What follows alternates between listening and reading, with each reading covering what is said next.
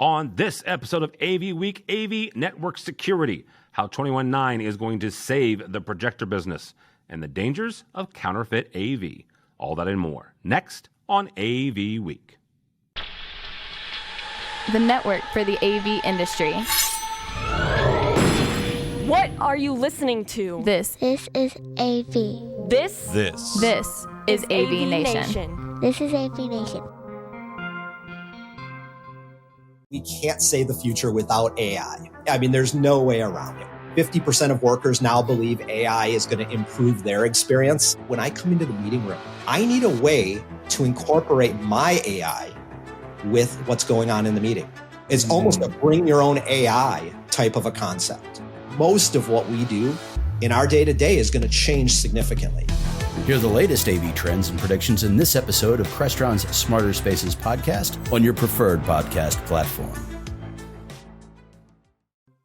This is AV Week, episode 594, recorded Friday, January 6th, 2023. 3 T's. This is AV Week, your weekly wrap-up of audio-visual news and information. My name is Tim Albright. I am your host. Happy New Year. It has been a minute since I have been behind this microphone.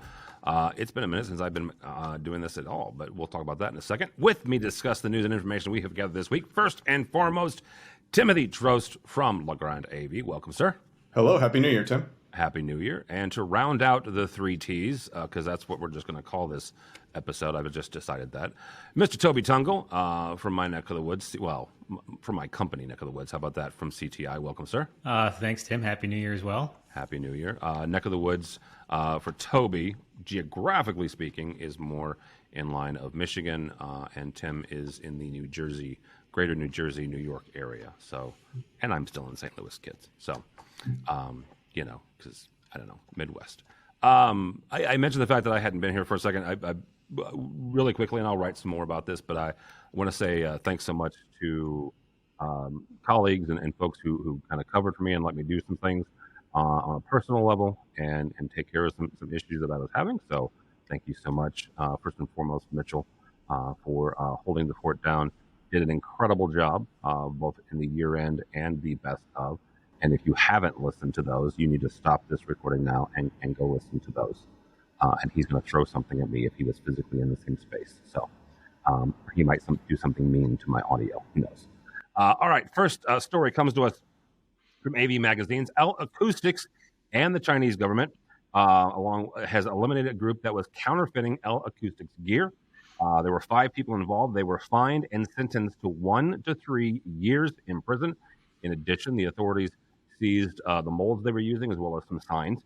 Mr. Troast, you work for a manufacturer, so we'll pick on you first. How do companies prevent counterfeiting from coming into the U.S. or coming into other countries, since they're used a lot of times, either they're using the same factories or they're using similar factories maybe down the street? It's not easy, Tim. And to your point, because the factories, generally speaking, are so close together, the talent cross-pollinates between them. So the ideas have a tendency to wander and travel too. It's a couple different ways. Our sales teams keep an eye out on what's going on. They're close and in tune with the installations that are happening out there. And if they see something that doesn't look right, something they know they didn't sell, that usually becomes kind of the first inkling into it. Our customers are definitely advocates and recognize what we deliver as a manufacturer and the value of our brands, the quality of the products. You can get insider feedback again from them when they recognize, screws have changed, mounting mechanisms have changed, right? Our installers do this day in and day out. So even when we make tweaks intentionally, we get those phone calls. So unintentionally, that information comes in. I was going to say, you said the ideas tend to find their way to other factories. We're not talking about ideas here. We're talking about your plans, right? Somebody picked up and took a flash drive somewhere and went down the road and said, here, make this, right? It happens. Yeah, absolutely. They had schematics in order to make this happen. They had the CAD drawings. So, there's varying degrees that occur, and this one is at the extreme end of the state. So we also leverage our IP. Global IP is a significant investment for any manufacturer to try to control what they have and ensure that not only are there not fakes that go elsewhere, but these plants that manufacture goods for multiple companies, that that technology doesn't end up in other manufacturers or brands' hands. Toby, from a customer standpoint and delivering, a quality product and a system that works, what are the dangers, or for customers, and what can they do if they receive counterfeit gear, right? If they go into their system and suddenly Yamaha is spelled, I don't know, with 4 A's or something, what can they do as a recourse if they find counterfeit gear in their systems? Oh, first change the sticker so it's spelled correctly so everybody knows what you got there. But, I think it goes a step further and probably a little bit earlier in the project chain where, to Tim's point, as the installation team is on site putting that gear in, they're going to know if something's off on it, if a thread's different, if, the quality of the hardware or the enclosure isn't the same. I mean, these guys touch this stuff day in and day out, and they know for sure if something just seems weird. I mean, we've all seen it where you've got the knockoff AirPods and different things that you come across. When you pick them up, you can feel the difference of quality, right? And I think what's the old saying, the imitation is the best form of flattery. Yeah. Obviously, some of these manufacturers have some really cool technologies that other people want to try to exploit. And it's unfortunate, but I think our first line of defense is the installation team and the technical staff that are touching it, servicing it, installing it, and supporting it. From a client perspective, you've got to put some trust in your partner to be able to identify some of that stuff, because let's be honest, black boxes are cool, but most customers don't really care what logo's on it as long as it's a good quality product that they're going to stand behind and support the integrator that put it in for them. Yeah. Really quickly, before I ask you guys this last question, hats off to the Chinese government, and I don't believe I just said that, right? But hats off to the Chinese government, because in years past, they have pushed back against IP. They pushed back against global IP. They have actively ignored it. They have told certain companies that we don't care. It's kind of on your deal to kind of prosecute this. And hats off to them for going after it and for helping L Acoustics in this case identify these people and prosecute them and get real jail time. This is for either of you. What are the dangers of counterfeit gear? I mean, I know some of them are kind of obvious. Tim works for Legrand. They make chief mounts.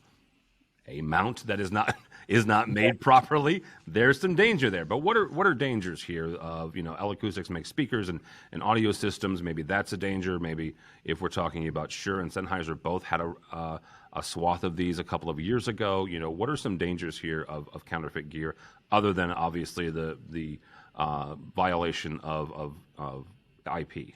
I'm going to take a step back really quick there, Tim, because your point on the Chinese government leaning in, I can't help but think, as they hear a number of domestic or U.S. brands delevering their supply chain out of China and looking towards nearshore opportunities, moving to other economies, China's going to have to up their game for companies to maintain production in that region. So this could be kind of that first bit that demonstrates some more rigor in China.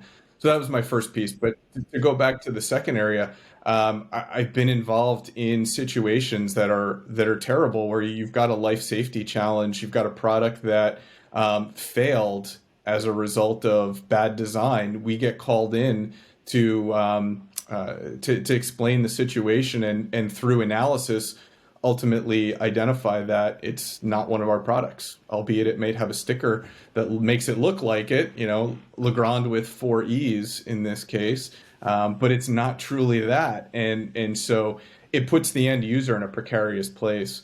The other piece I would say too is in the UL inspectors, when an inspector's on site, there's a lot more diligence in place to ensure that the products are what they say they are, and tracing back the filings and stuff. So there's a couple of different places, and I think the level of sophistication, the criticality of an installation has more rigor wrapped around it to try to protect it, because it can be dangerous, to your point. I think I learned a new word there, criticality. I haven't heard that word in quite a while. to Tim's point here, that it might be another silver lining to come out of COVID, because here's the thing: the reason, one of the main reasons, and we can look at different ones. One of the main reasons that supply chains are an issue right now, and companies are looking to near shore or looking at other countries, is because of COVID and because of the lockdowns that China did go through. So yeah, it might be a silver lining to COVID as well. Mm-hmm. I mean, anyhow. All right. Next story. Utiligy has completed their SOC 2 Type 2 certification. SOC stands for Service Organizational Control. The certification says Utiligy prioritizes the protection of data. According to their CEO, Kevin Morrison, quote unquote, Utiligy's achievement is a testimony to our ongoing commitment to our partners and customers.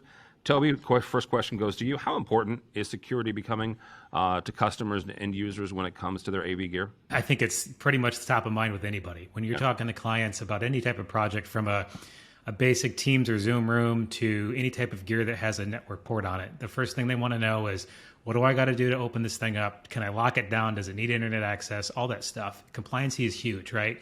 And you have chief security officers that are tasked with constant battles and all the craziness that happens out on the dark web for trying to take all this stuff down.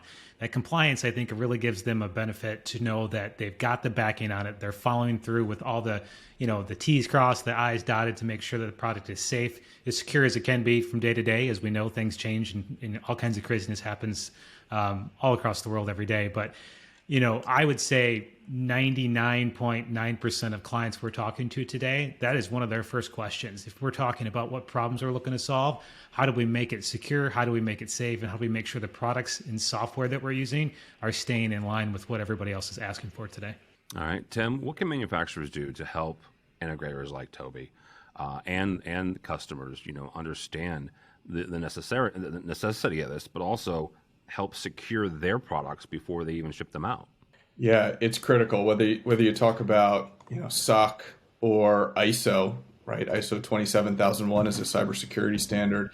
I think, to Toby's point, we're in a day and age that the sophistication of the hackers is so great that you have to be in a position as a manufacturer to wrap that level of diligence around your products, to demonstrate that you've leveraged and worked with other firms to prove out the concepts that your engineering team has developed is I think necessary, because it's not a matter of if, it's just when somebody's going to get attacked, and you want to be in a place as a manufacturer to prove out, no different than we do with UL for electrical, or your mount example. We've gone through and done the weight testing. This is the similar to physical infrastructure, just digital. Really quickly, because Tim mentioned a phrase that I am very fond of, sort of. You'll understand in a second. Teresa Payton, a young woman that I met a number of years ago, a fantastic security expert. She was the first CTO or the first CIO in the White House. Watched a presentation with her a number of years ago, and she used that very phrase. It is not a question of if, it is when. All of us that have a network will have some sort of attack on us. Where's the biggest threats coming for customers on their AV gear? Is it outside? Is it, take higher education, for example? Is it internal? Is it students trying to just screw with the projector and the professors? Is it I don't know, Toby trying to watch YouTube when he's not supposed to on the network? Where is the biggest threats coming to clients' networks? It's probably more internally focused, really, because you've got folks that are bringing devices into a customer site, or to your example, for students bringing in laptops or thumb drives into a higher education network, potentially plugging that into the laptop that's on the Wi-Fi, and who knows what kind of malware is going to expand and spread through the network from just that simple, connection point, right? And I do think that things happen on the outside, but I think it's proven that lately it's been more towards individual users that can get access, or they know they're going into a building, or they know that they're tied to public Wi-Fi and they can get into their laptop, so they can actually put in some malware. So when they go to get on a corporate network or on a higher education, it can start to really create some havoc. Not to say that they're not going to have crazy, and I don't know all the security terms for this, but like when they go after a network and just hit it with everything they got, I think it's more on the user base and getting them through those the basic security protocols where they already have an account, they already can get on the access points, or they can already plug into the Ethernet and get access to what they have, and then from there, all hell breaks loose. Yeah, I think the answer is every way, right? It's internal, it's external, and the primary factor probably depends on the size of the organization, right? Global companies, enterprise, and you go into government and security. Obviously, their rigor is greater, and their the device allowances of what they allow on their network and the control is greater. So smaller companies, generally less sophistication, more enabling and allowing of people to let personal devices on the network. But I think back to the Target breach. When was that? 4 or 5 years ago, right? It came in through Lord, that was 10 years ago now, dude. Was it? Damn, I'm old. Right? That came through the Honeywell HVAC system, and you fast forward to last week when LastPass got hacked, right? It's everywhere and anywhere, and you have to do you have to have an IT team, you have to have a cybersecurity team that's well versed in this, and honestly, if you don't have the horsepower in house, it's a great place to go outside and get consulting resources. So there's a couple of things I want to highlight here. And first of all, I know something that Toby doesn't. The phrase you're looking for is brute force attack, is when they throw everything at it. Yes. It's the only one I'll get the entire year. I'm going to take it. It is the 6th of January, so I have 360. Yeah. But again, because I'm old like Tim, the net was Netflix and Amazon and a bunch of other streaming services that got hit with a DDoS attack. Unfortunately, like 5 years ago now, because it was 2017, 2018, and a lot of those devices they were zombie devices, things like computers, but also the Chris Krebs on security. He listed all of the devices that these folks used. A number of them were cable boxes. In that list was a very well-known speaker company and a very well-known speaker that happened to be networked.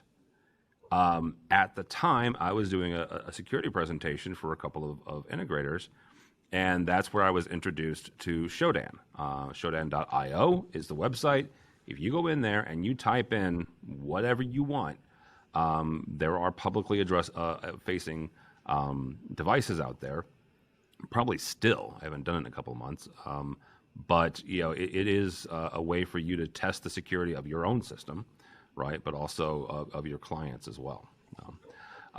Last story here comes to us from our friends over at AV Network and SCN. Draper has added a 21.9 screen to their lineup really quickly. Daylight is a member of Legrand AV. Daylight and Legrand is a sponsor of AVNation.